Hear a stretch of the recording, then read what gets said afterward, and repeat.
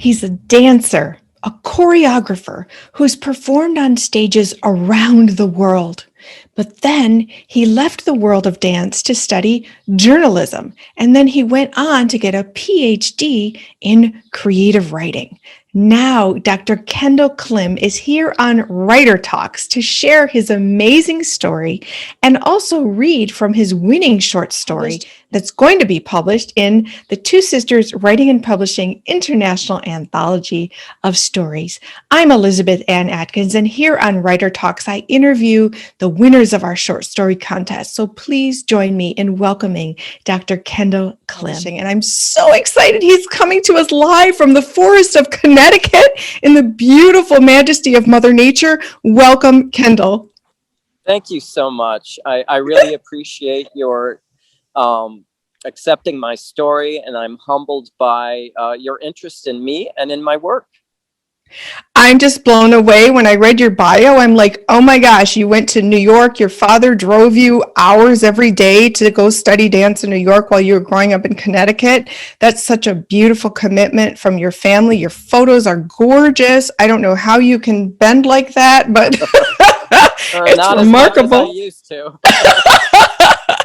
And then you've become an award-winning writer, published in many publications, and then you submitted Diary in the Pandemic for our contest in 2020. So your story is very timely, and we are just so happy to welcome you to the Two Sisters Writing and Publishing Anthology Collection, which will be the 2020 version. So congratulations. Thank you so much. You're welcome. You're welcome. So can you talk about the tremendous transition you've made in your life? Because your very rich experience globally as a dancer certainly gave you lots of beautiful fodder for writing. Well, I would think so. I do feel like writing to me is a form of dance, because I embody the experiences I've had. And those experiences aren't just being on stage or being a journalist and getting attacked by a gorilla when I was doing a story. Yes, for real. What? Austin, Texas, for the Austin American Statesman. Oh my goodness. It's a pygmy gorilla, and it only bit me, here, here, and here. And I did sort of duck. But so it's not just those experiences, but also it's reading. I think writers all need to read more. I need to read more. I'm one of those readers who has to read the same page over and over again just to take it in.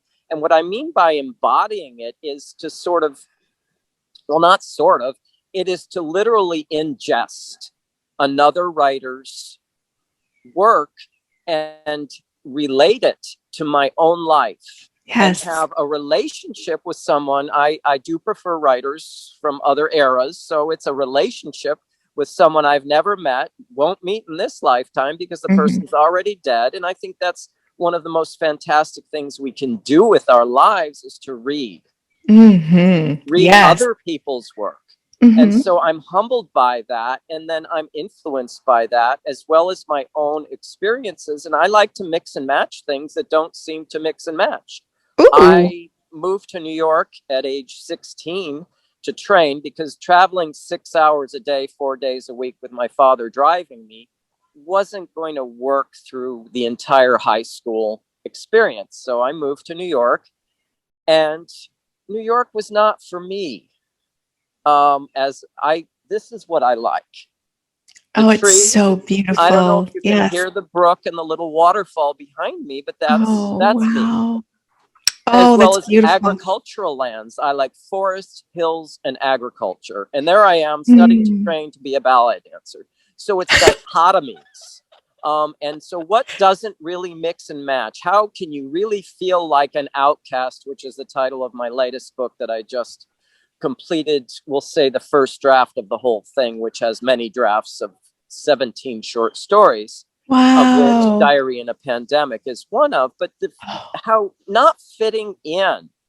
What do we do with that? Well, I was the journalist who danced. So in journalism school, I wrote dance reviews.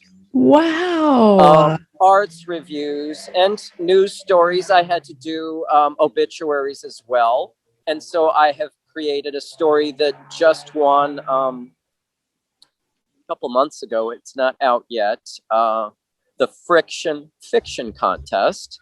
Ooh, I like that title. Prize. And it's Friction is the name of the publication / organization. And in that, I created an obituary called Obituary of an Outcast. Oh, my goodness. So, it's this connection of dance. I have written Step Lightly, and I'll show you. This is the cover. Oh, that's so beautiful. That's the Tart First Fiction Award. So those are dance stories. Mm-hmm. So then I went and did my MFA and then my PhD at the University of Wales, Aberystwyth, in fiction writing. Started teaching on the university level, and here I am. Wow, what's your PhD in? It is in creative writing with a fiction concentration. Oh, my goodness.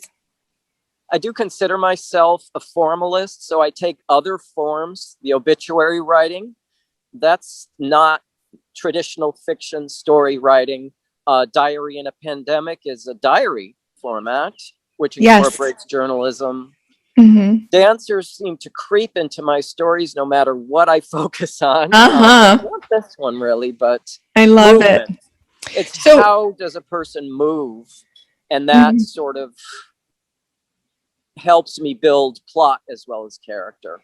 I love it. I love it. And in your story, Diary in the Pandemic, it was very staccato, like not full sentences, very short, sometimes just one word, period. But that's how we journal. And some people journal, and it's like boom, boom, boom. And it's like sort of that mind jumping all over the place, sharing what you're thinking.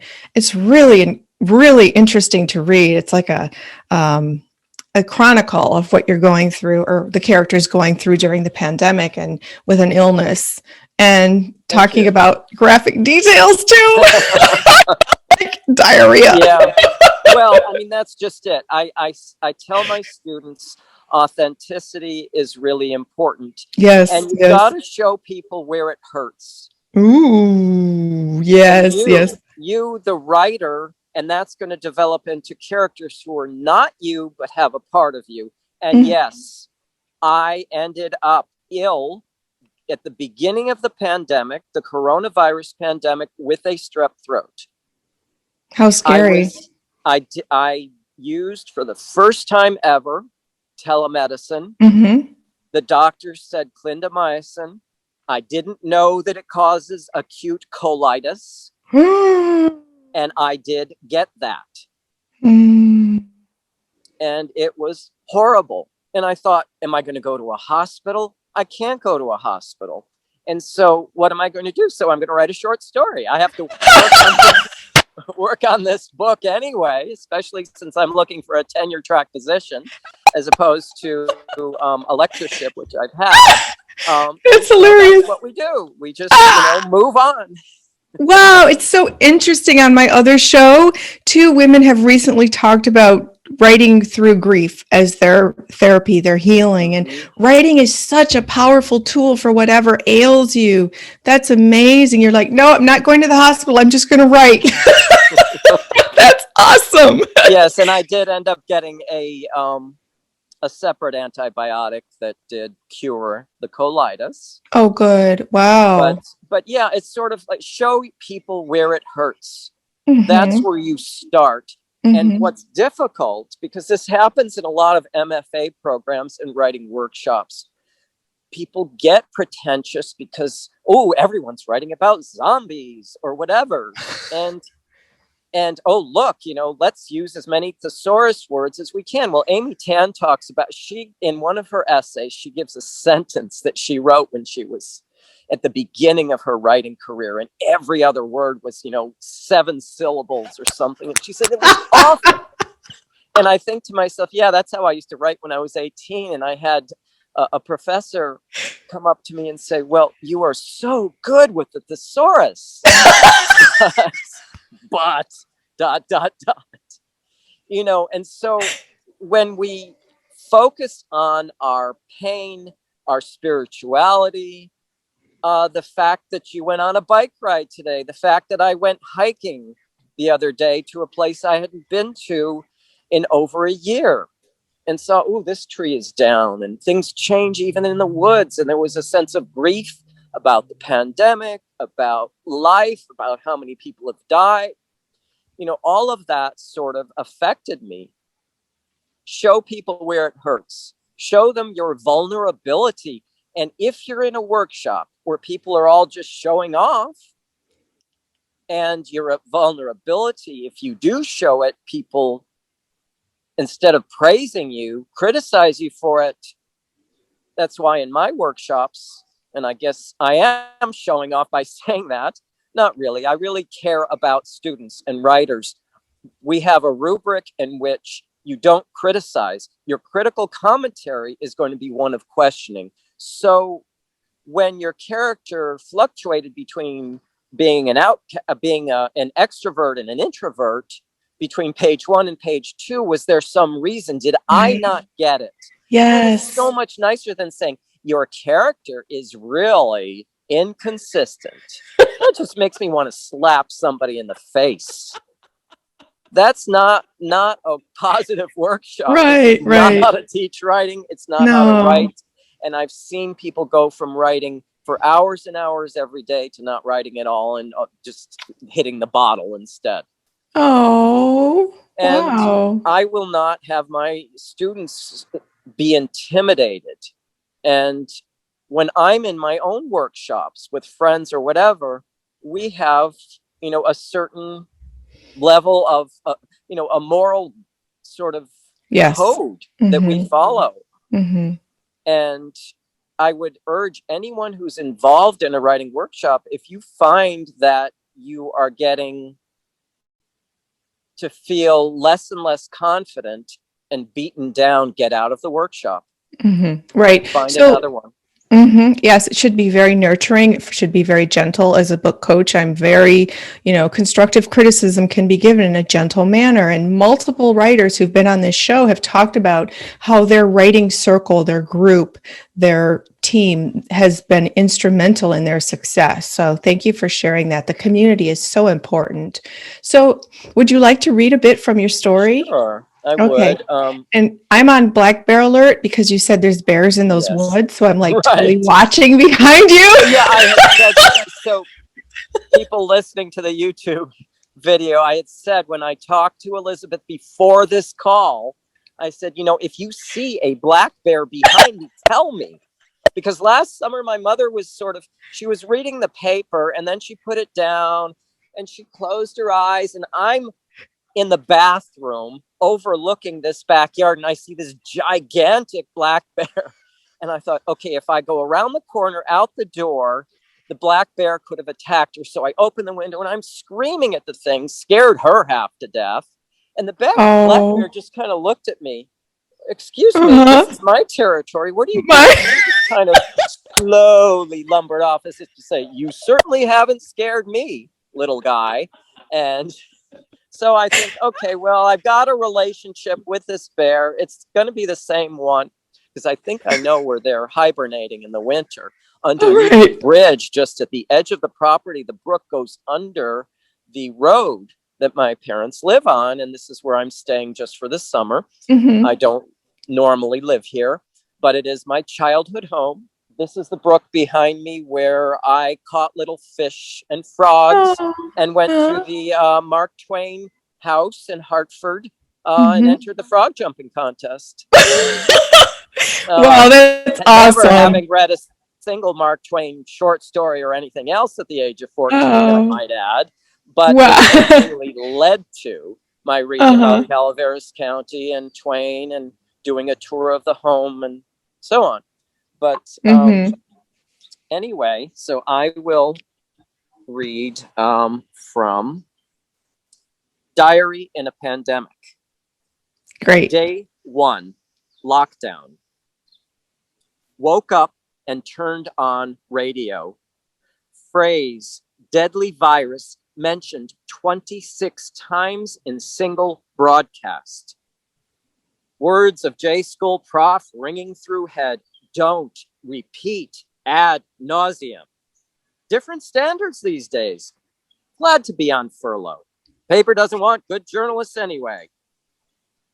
Might try to freelance. Read news article at breakfast about Christian college that reopened despite warnings about Noroko. And I'm just going to say the Noroko is the virus in this story. Okay, back into my reading. Virus spreading, especially at schools. College president says, God's chosen sons and daughters will survive and spread righteousness. Only the heretics will die. Article had 2 sentence fragments and 1 misspelled word. So much for grammar and spell check. Noroko has no known cure. Eggs taste funny. Throwing them down drain. Logged on to Facebook and saw a virus post that went viral. Somebody numbered letters of alphabet and matched numbers with letters of name of virus. 14 for N, 1 for A, and so on. Added them up and got 66. Added up number of letters in word Noroko and got 6. Bottom of post has number 666 scrawled in giant letters. Reminds me of claws on parakeet grandma had when I was a kid. Coffee tastes awful, pouring pot down sink. Mid-morning text from dentist saying office will be closed until further notice. Cleaning and x-rays postponed until August. Is it till, T-I-L-L, or apostrophe, T-I-L? Check AP style book. Brushed teeth twice, then flossed. Matched numbers with letters of name of toothpaste and got 565. Same number as the address of the dentist's office. Not true. Said that to be funny. Lame attempt at humor from single fat man with bald head and boring life. Took last digit off number and got 56. How did I become so old? Drank a Corona with lunch and felt like throwing up. Took a nap. Spent afternoon filing unemployment online. Ate a can of soup and watched old episode of Dick Van Dyke Show. Spoof of Invasion of the Body Snatchers or something like that. People eating walnuts laced with absorbitron, a chemical from the planet Twilo that causes humans to lose their thumbs and imaginations. Then Twiloites can take over their bodies. Great episode. Had half a cake for dessert. Now going to bed. Day 2, essential activity. Woke up to phone ringing. Great news, Lisa no longer out of a job. Walking dogs for essential workers. Good pay. Said nurses at PKC are on 20-hour shifts. Not enough people to handle patients with the virus. Invited me on a walk. Have to stand 6 feet apart. Government rules for social distancing. Met in commuter lot at 10. Felt tired. Walk was strange. Only 1 car on a normally busy street. Promised not to discuss Noroko and ended up talking about high school. 2 rejects not dancing at the prom. We were pathetic. Lisa looks good. Super fit with thick auburn hair. Not a strand of gray. Didn't say anything, but wish she'd find another partner or a steady boyfriend. Doesn't belong alone. Passed the dump, and Zinc and Copper started barking. Told Lisa she did a good job of picking the scenic route. Snapped at me like one of the dogs. Said residential streets with sidewalks are full of people with no intention of keeping their distance. Should have heard her. I don't know about you, but I am not getting sick. Dump smell. Fetid like rotting meat. Made me nauseated. Lisa said nausea is an unofficial symptom of the virus. Told her a compromised olfactory system is an equally unofficial symptom. Started to rain during the last 10 minutes of walk. Caught a chill. More than 500,000 dead worldwide from the virus. Hate the news. Great attitude for a journalist. Doctors offering free phone consultation to limit spread of virus. Might call tomorrow. Fatigued from fat to bone. Skipping dinner and going to bed early. Day 3, sick. Sore throat with purple stripe on uvula. Violent brush stroke. Abstract expressionist, angry at the world. Teledoctor laughed at description, then said, strep. That's it. A single word from the exalted male medical professional. Transferred me back to receptionist, who asked about food and drug allergies. Gave her a long list. Surprised by the woman's patience. Liked her voice. Reminded me of Lisa, once upon a time, before her last breakup. What was it, the previous one? Antibiotics delivered for an extra $10. And I'll stop here. So wow, I love it. I love it. You're dealing with such grim information and it's hilarious. I love that so much. It's awesome. So cool. And you didn't call it the coronavirus. You call it you're the N Noroko. Noroko, which is corona spelled, it's a jumble of the word corona. Oh, it has all the same letters because someone really did send me a post in which the corona plus the whatever I just said in the story adds up to 666. Well, there's numerology is a thing, and it's a fascinating endeavor. And I took a workshop on Saturday where every number has a letter associated with it. You can add them up and there's qualities associated. But anyway, fascinating, Kendall. So fun. So talk about your writing style, please. Do you write in the morning? Do you write in the evening? Do you write for 6 hours at once, or do you sit down for 15 minutes at a pop? What's your... Yes, and yes. Okay. Okay. So it depends. I mean, if I am teaching a 5-4 load of 135 students in a semester, those 15 minutes are golden. Yes. If I get them. When I'm not, I will work 6 to 8 hours, maybe more. But also this is a major part of my writing. And yes, it is now raining. But just lightly, and I'm sort of enjoying the experience. Okay. So yeah, if my hair gets kind of plastered down, we'll know that it's raining a little bit harder. Okay, is your phone safe? But it's fine. Okay. That said, experiencing life and what it has to offer, such as it starts raining during the middle of the Zoom call. How do I handle it? Well, I'm sort of hovering over the phone now so it doesn't get wet. If it starts to thunder, there's still blue skies. So I think the sun is out. Will pass. The sun is out, but I'm getting rained on. The phone seems okay. Goodness. But the idea of living life and always being on call as a writer.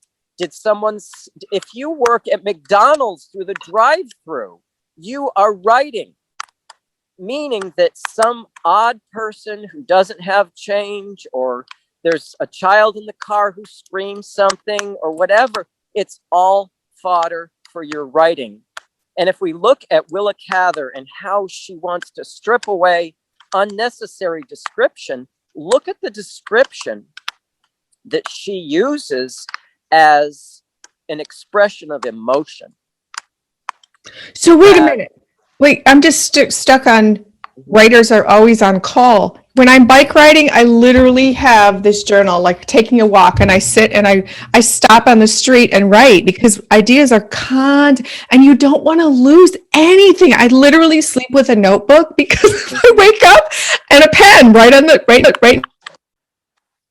It's like, boom, you have to record it in the moment or it's just and gone. Wow, that's profound. Thank you for that. And write your dreams. They could turn into stories. Yes. Oh my gosh, this is wild. Okay, writers are always on call. Writers never retire because writers, it's just what we do. It's in our blood. It's what we have to do. So, okay, wow. So you have different rhythms. And how do you describe your work? How do you describe yourself? My work is odd, and so am I. I mean, I'm a ballet dancer who doesn't like New York. Cities are not, I love them when I go and visit, but I'm a wannabe farmer. I love gardening. let's see. I mean, I'm odd. And I had when I was teaching in Georgia, I had an annual review in which my supervisor said, Kendall, these students in this class and that class and that class and all 5 are calling you odd. I don't want you to change. And that was a turning point for me. And so why do I have a book titled Outcast? Well, I'm celebrating being an outcast. People who are, I think we're at a time in this country when that's what we're doing. We're looking at the act of casting out and calling people to task for casting out. And that casting out can be a physical casting out. I mean, are we not casting out people when someone kills another person? That's a form of casting out. It's an extreme form. And it's a form that we're now saying, well, wait a second. You know, this killing is bad, but this type of killing in which you are choosing someone who is an outcast for whatever reason you choose because you're in the in group, that's not okay. And so right. I think that's what's going on now. And I am going to put my computer under the table so it doesn't get rained on. Oh, good. One moment while good. Sure, I'll just stay on bear patrol over here. There's like a clicking sound. Is that rain dropping? That's rain dropping, yes. Wow. Wow. Wow, fascinating. Looking at, but this is a new experience for me. I'm sure I'll write about it. I do have a memoir in me somewhere. So wonderful. Yes, you must.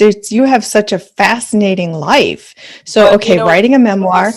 So I'll just talk about my own life in response to that and saying, okay, so how as a white male do I, from the 06117 privileged zip code in West Hartford, Connecticut, with, you know, Renbrook School up there, where I was the biggest outcast as up through from 6th to 8th grade, the time that I was there, and not treated well by teachers either, because I was not from certain families, one of which produced a president, and I'm not going to name which president, but we can put Connecticut, Maine, and Texas together, and you can figure out which one.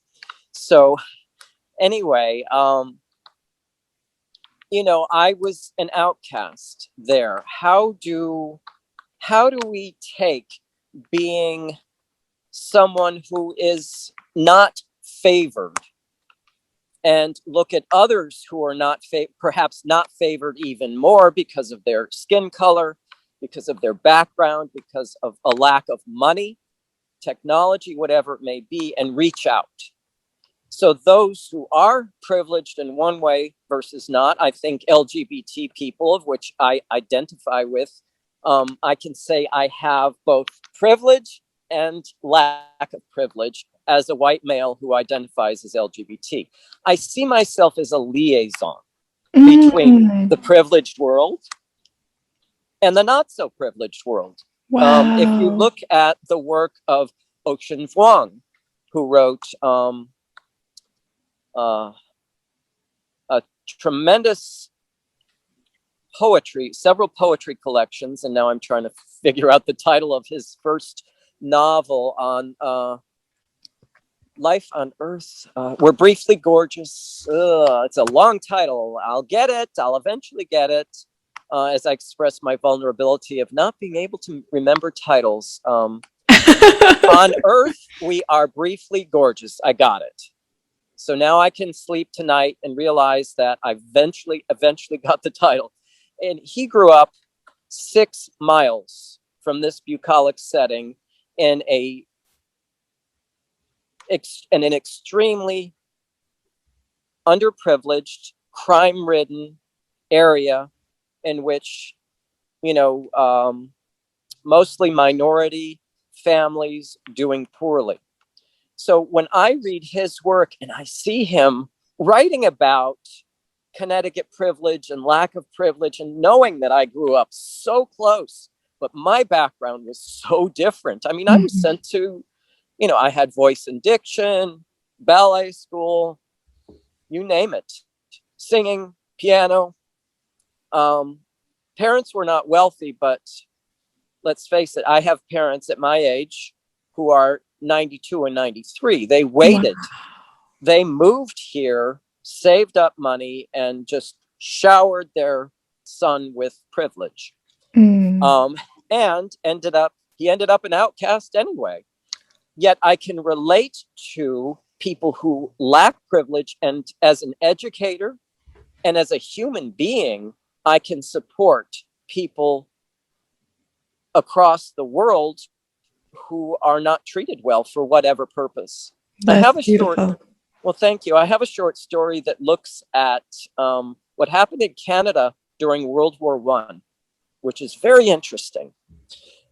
People, because of Germany and such, people who were blonde, blue-eyed, with very light white skin were sent to camps.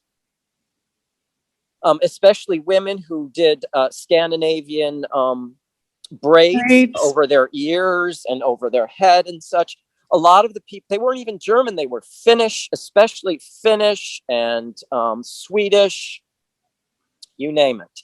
Wow. So that just shows you that anybody, depending on who's doing what and what the political climate is, can be discriminated against based on skin color, ethnicity, and so on. Therefore, no one should be doing it. That's what I try to. So I am political in my stories. I love that. That's beautiful. And that you're teaching people to give voice to their stories and their messages that can help us all.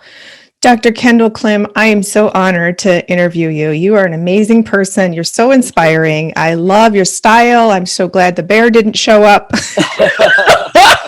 stopped raining. Yay! Although I am slightly freezing, but I'm warm. No. So your story, Diary in the Pandemic, which we had the honor of hearing you read, which is hilarious, very fun, is going to be in the 4th annual International Anthology of our short story winners, who's here at Two Sisters Writing. So that will be coming up in the future.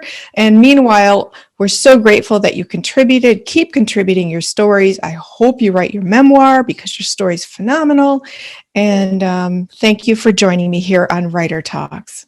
Thank you so much. I appreciate it. You're welcome. And thank you, all of you, for joining us tonight when you got to meet Dr. Kendall Klym to hear him read from his winning story and hear about his fascinating life, his writing experiences, and his perspective as an outcast, which is fascinating and a lesson for all of us. So please do go to twosisterswriting.com, join our contest, enter your stories. You can get published in our international anthologies that we publish every year. You can be interviewed on Writer Talks here with me, Elizabeth Ann Atkins. Love talking about writing, love celebrating and showcasing writers like Dr. Kendall Klym. Super fun. It's just our passion, and writing is a calling. You're always on call. I love it so much. So all of you, please do subscribe to the channel, like this video with a thumbs up, and also go to our website, check out all the cool stuff that we do. You can order our anthologies and read all the winning stories from around the world. And remember, happy writing and happy reading. We'll see you next time. Bye.